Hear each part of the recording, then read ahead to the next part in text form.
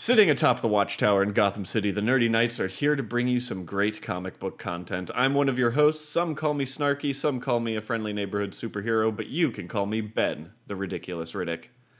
And I don't know why I paused there for a second, as though I was waiting for myself to respond, because I'm the one talking.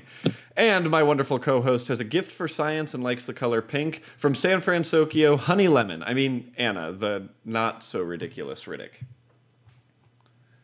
This is where you say hi, Anna. Hi, Anna. So, thanks. Jesus Christ. All right, guys. Tonight we have our book is The Dark Knight Strikes Again by Frank Miller, the sequel to The Dark Knight Returns, which is the book that we did 2 weeks ago. I think Anna and I have quite a bit to say about this book, but before we get into it, let's talk about our active poll list. Anna, what books are you reading right now? I'm still working on Bombshell comics. Bombshell comics. Yeah. Damn. You know what's funny is the book that I am reading right now is I started reading Bombshell comics because I got interested because you mentioned it a couple episodes back, and I was like, oh, I should read some of these. And not bad. I think we'll have to do Bombshell comics on this show at some point. Really enjoy them, so I'm always game. Good. All right, well, I guess let's get into the wonderful book that is Batman, The Dark Knight Strikes Again. Which, come on, that's a really, really long name. Really long name. This book was also written by Frank Miller. The artist was Frank Miller. The person who did the color was Lynn Varley. And, you know, it's a book. To give you guys the rundown, it picks up a little after The Dark Knight Returns left off, where Bruce Wayne has gone underground and has been training his army of Bat Boys, which are essentially the former mutants and other recruits, to save the world from a dictatorship that's been created by Lex Luthor. Right? Is that how you would describe it, Anna? That's how I would describe it. I mean, I would have a lot of choice words in describing it. So they do this. The whole beginning of the book starts out with Batman's soldiers releasing superheroes like Atom, Flash, and Plastic Man from captivity. And then Elongated Man is recruited by Green Arrow, and Elongated Man and Plastic Man are pretty much the same hero. They're just different names. And of course, Green Arrow's already working for Batman. Mm-hmm. It kind of goes into Superman, Wonder Woman, and Captain Marvel, who have been forced to work for the U.S. government because their loved ones are essentially being held hostage. Superman is ordered by President, I forget his name, Richard, something like that, who is actually, you find out, just a computer-generated, nothing for Lex Luthor and Brainiac. So Superman's ordered to stop Batman. He goes to the Batcave, confronts Batman, and the other heroes kind of defeat him. Batman's raids are still going on, and they're being noticed by the media and the whole thing, with these weird news stories by the future news is really weird, Anna. Yes. What was it? News in the nude? Was that was a thing in this book, right? I'm not making that up. Yeah, no. Okay. I'm just making sure I read the same book and didn't, somehow come up with something crazy. And then there's the super chicks who are these women that are pretending to be like Black Canary, and it's all really confusing, and it's going all over the place. The questions in the book, so is Martian Manhunter. He's they're trying to figure out things. It's a really confusing book, Anna, and it was jumping all over the place all the time. Yeah. Anyways, so next in the book, a monster lands in Metropolis and starts to destroy the city. Batman is convinced that it's an attempt to lure him and all of the other heroes out. So he tells everyone to kind of stand down. The Flash comes into it, and he's like, "Look, we really need to go out and save the city of Metropolis." And Batman is really kind of putting his foot down because their bigger goal is to stop Lex Luthor and Brainiac. So during that whole fight, it's just Superman and Captain Marvel fighting the monster, who ends up being Brainiac. And then Brainiac coerces Batman into defeat by using the Kryptonian city Kandor as leverage, which is the capital of Krypton, essentially the city that Superman was from. And Brainiac really likes to use Kandor as a hostage because he's like miniaturized the city, and yeah. So Captain Marvel is actually killed in all of this. And Superman is about to be defeated when his daughter Lara appears, who is the daughter of Superman and Wonder Woman, right? Yeah. Yeah. And she's been hidden on Themyscira with Wonder Woman, so that the government doesn't know that she exists. After all of this, Superman and Wonder Woman and Lara decide that Batman's methods are the only way that works. So Lara pretends to hand herself over to Brainiac. Adam slips into the bottle and frees the Kandorians. And then they use their combined heat vision to destroy Brainiac because, why not? Batman allows himself to be captured and tortured by Luthor to learn Luthor's plans, where we find out that Luthor's launched satellites to destroy most of the world's population and leave him with a more manageable number of people, because, manageable number of people is very important when you're running a dictatorship. The Green Lantern kind of shows up as well, who's turned into pure will. He returns from space, destroys the satellites and trillions of dollars of Luthor's weapons. Luthor is killed by the son of Hawkman, and Batman kind of planned this act, Hawkman being killed, or Hawkman killing Luthor, and Flash is all upset. When Batman gets back to the Batcave, he gets communication from Carrie, who's being attacked by a Joker-like person who is now wearing a Robin costume. Batman arrives, recognizes that this person is Dick Grayson, the first Robin who Batman fired, according to this comic. Grayson has been essentially genetically manipulated and has a powerful healing factor and shape-shifting ability, but has become criminally insane. So Batman and Grayson kind of start remembering their history together, and Batman ends up dropping him through a trapdoor into lava. And Elongated Man rescues Carrie. Grayson clings onto the ledge. This really becomes like Obi-Wan Kenobi Anakin. It's like, we're going to leave you at the edge of this lava. Except at the end, Grayson falls into the lava and dies. And Superman rescues Batman, the Batcave explodes, and that's it. That is the book. Anna, do you have anything that I missed in that description? It's a piece of shit book. It is a piece of shit book. You are absolutely correct. And I would be okay if I never heard The Dark Knight Strikes Again ever again. Just, I don't want to hear it anymore. So that's kind of that. I mean, Anna, were there any characters in this book that you kind of liked following? No. No? I do really like how Flash was like really the one that was the voice of reason. But he's always the voice of reason, so I kind of... Yeah, I guess.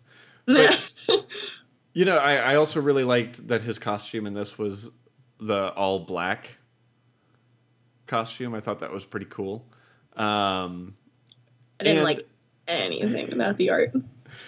And I did enjoy Carrie's character progression through the book. I enjoyed Carrie, but I felt like there wasn't enough of Carrie for me to be like, yes, yeah. I can follow this character and enjoy the book. I mean, she seemed to me like more what I remember the actual Dick Grayson being like, which, you know, is awesome, except for the fact that, you know, they didn't do it that way. And they had Dick Grayson die and go insane. Yep, they had him die and go insane and become the Joker. It's like they essentially mixed all of the things that I hate about every single Robin into one, and then turned him into the Joker. But it made it my favorite. I know. Would you have been more okay with this if it were Jason Todd? More okay. Not okay, but more okay. Okay, but not okay. I mean, my problem with this book is it was truly all over the place. Like I'm all about different reality Batmans and DC universes, but this one, not only was it a different universe, but the story was so disjointed that I had to go read the summary to finally understand what the fuck I was reading. Yeah. And, you know, that's not okay.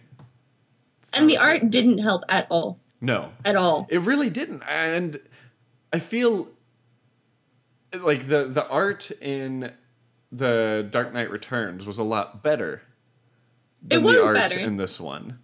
It was. This is like watching an Adult Swim cartoon or having to be high while reading it. Either one of them would have totally worked. It just, yeah. It really, yeah, it really would have been better if pretty much anything else happened with this book. And I was really excited that there were more heroes in this one. Like, when I was reading about what this book was about, I was like, oh, yay, we're going to get the Justice League back together. And it's like the premise of the story is a pretty neat one. It's like, oh, Lex Luthor is dictator of the United States through this president who's not really real. And he's kind of captured and trapped all of the heroes. But they need to stick with that instead of branching off into all these weird... Yeah. subplots that really don't do anything. Exactly. Like the super chicks and the news. And again, it's the news. What is it with Frank Miller and the news in his comics?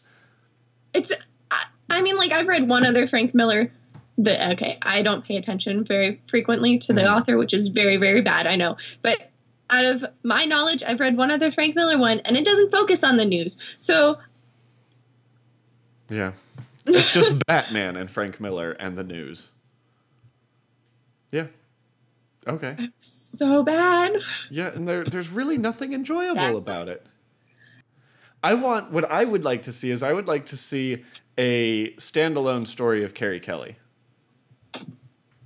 Like, okay. Just, you know, get more of her as a character.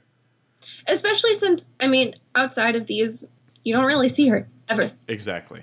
So Anna, this gets into our comic novice questions. For those that are new to comic books, these are the questions that we need to answer for them to see if this is a book that they should read. Anna, is this a good standalone story? It's a wonderful standalone story. 5 fucking stars. Yeah, I'm just... all sarcasm. Okay, I'm just making sure that everyone understands that that's sarcasm. Yes. I'm going to answer the next question, because the next question is, were you lost? And I am a big fan of Batman. I am very knowledgeable to the DC universe as a whole. I was so fucking lost. Like I said, I had to go read the summary of, like, pretty much the cliff notes of this book to understand what was going on. Hannah, would you recommend this book to friends? No, I would not. No. And then, of course, our rating system. We have a 3-point rating system. We have go out and buy it right now. We have wait for free comic book day. And we have wouldn't give it to my sibling. You gave it to me.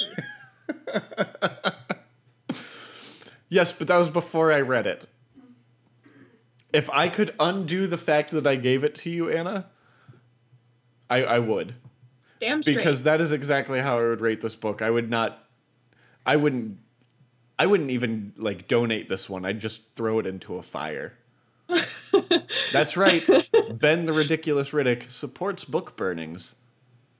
Start with Batman: The Dark Knight Strikes Again. God. How about you, Anna? What would you rate this one?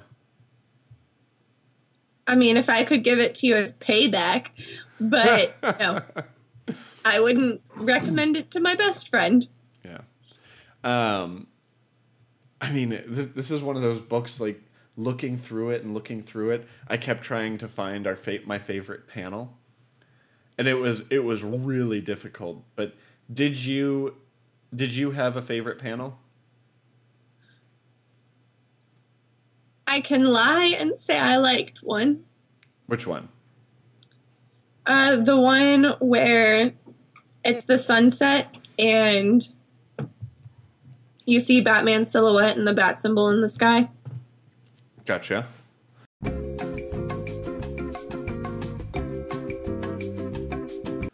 Okay, so your favorite was the Batman scene, the sun, the silhouette of Batman, and the bat symbol shining in the background. Yeah. I will say I did actually have a favorite panel, and it's essentially the two panels. Well, I guess it's 3 panels of Carrie Kelly after that first mission with the Bat Army, where one of them kills a guy. Mm-hmm. She essentially like goes through, beats the shit out of him, and then feels terrible that all had to happen. So, and of course, then Batman comes out of there and tries to comfort her, and it just came out all creepy and weird. Yeah. So that was my favorite one. The art literally looks like, when you were in elementary school and you got the privilege to go on the computer and you played in the computer art application. Yep. Yeah. That's what this looks like it was really colored does. in. It really does. It does look like it was made in MS Paint. I mean, like someone talented in MS Paint painted it, but still they were just using MS Paint. An Adult Swim artist in MS Paint. All right, Anna, let's talk about our next book. Next week we are going to be reading Iron Man Extremis. So pick that up. Go Marvel. I'll have a link in the blog post and in the YouTube video that you guys are watching now. Remember, guys, you can follow all of our stuff at nkrn.org. All of our book information you'll find on the website. You can follow me on Twitter. I am at bridiculous. That's BRIDDICKULOUS. You can follow Anna on Instagram at Anna_Riddick. And you can follow everything Nerdy Nights related at nerdy_nights.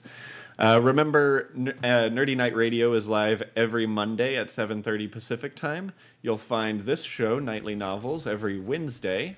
And Mike DeMarco, our wonderful producer, has his Let's Play podcast, where currently I am playing Final Fantasy VII for the very first time. And you should definitely give that a look-see, because I've been pretty much enjoying the game. And guys, thank you so much for joining us. And until next week, Excelsior.